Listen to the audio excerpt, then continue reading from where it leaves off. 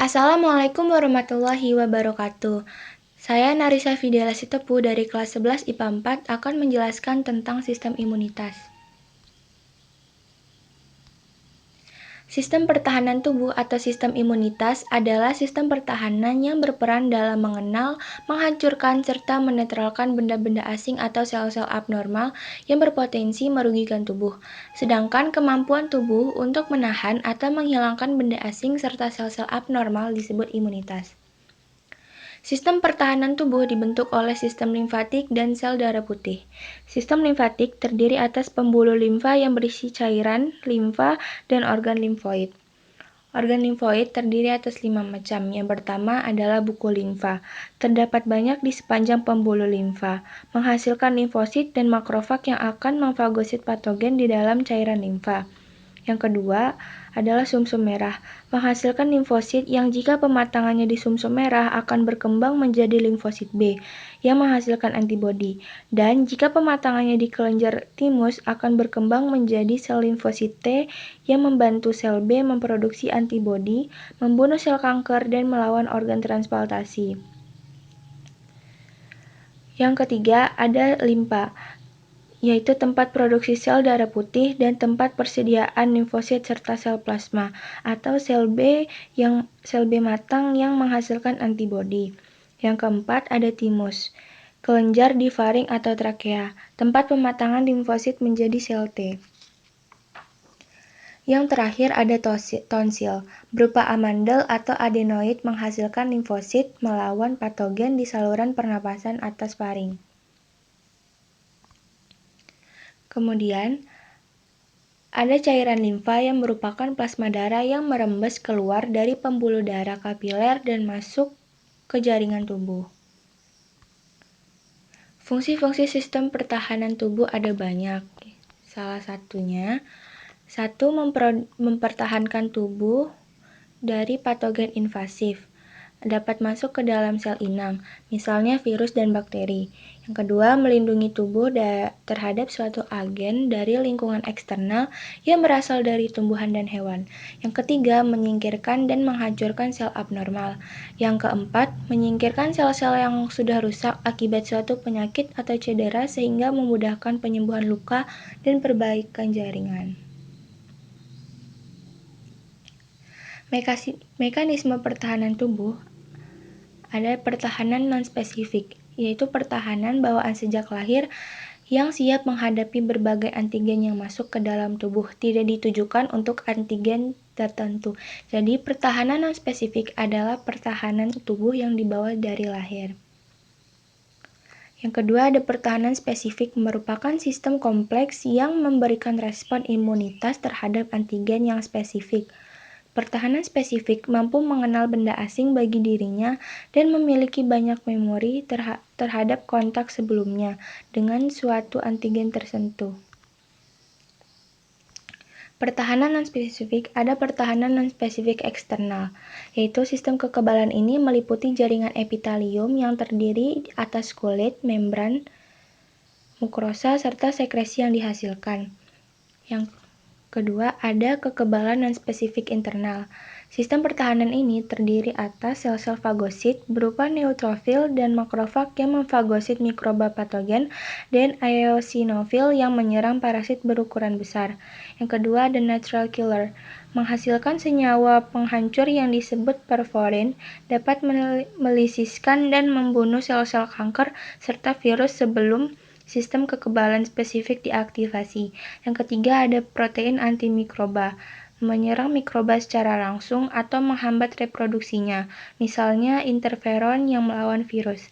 Dan yang keempat ada inflamasi atau peradangan dan demam. Inflamasi hanya timbul di bagian terinfeksi, sedangkan demam menyebar ke seluruh tubuh. Sistem pertahanan spesifik. Kekebalan spesifik dibedakan menjadi kekebalan yang diperantarai antibodi dan kekebalan yang diperantarai oleh sel. Dalam imunitas humoral yang berperan adalah antibodi yang dihasilkan oleh sel-sel limfosit. Sedangkan dalam imunitas seluler adalah sel-sel limfosit T. Kemudian ada kekebalan adaptif, yaitu Kekebalan ini terdiri atas kekebalan alami buatan, aktif, dan pasif. Kekebalan alami aktif diperoleh dari penyakit yang pernah diterita, misalnya cacar. Kekebalan alami pasif diperoleh oleh bayi dari ibunya melalui plasenta dan ASI. Kekebalan buatan aktif dapat diperoleh dari vaksin atau imunisasi. Dan kekebalan buatan pasif dapat diperoleh dari pemberian serum yang mengandung antibodi.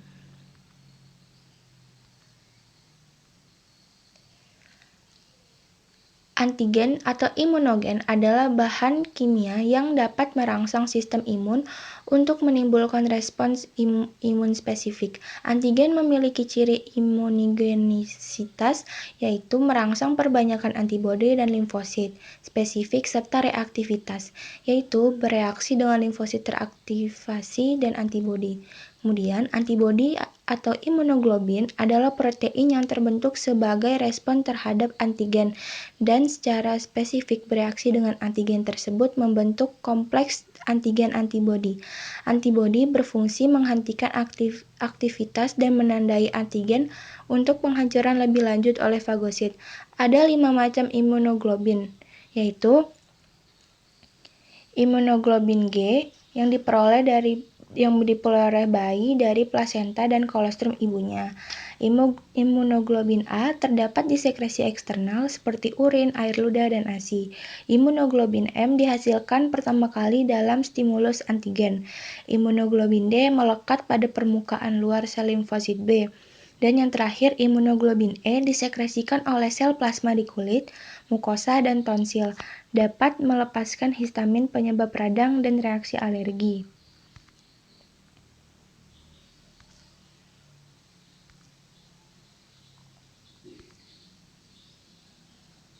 Ada 3 macam sel limfosit B, yaitu sel plasma yang menyekresi antibodi, sel B memori yang mengingat antigen spesifik sehingga akan merespon jika terjadi infeksi kedua, dan sel B pembelah yang memperbanyak sel-sel limfosit B. Kemudian ada 3 macam sel limfosit T, yaitu pembantu atau helper T cell yang menstimulasi sel B untuk membelah dan memproduksi antibodi. Kemudian ada sel T pembunuh atau killer T cell yang menyerang sel tubuh terinfeksi dan sel-sel patogen yang relatif besar. Yang terakhir ada sel T superior atau suppressor T cell yang menghentikan respon imun.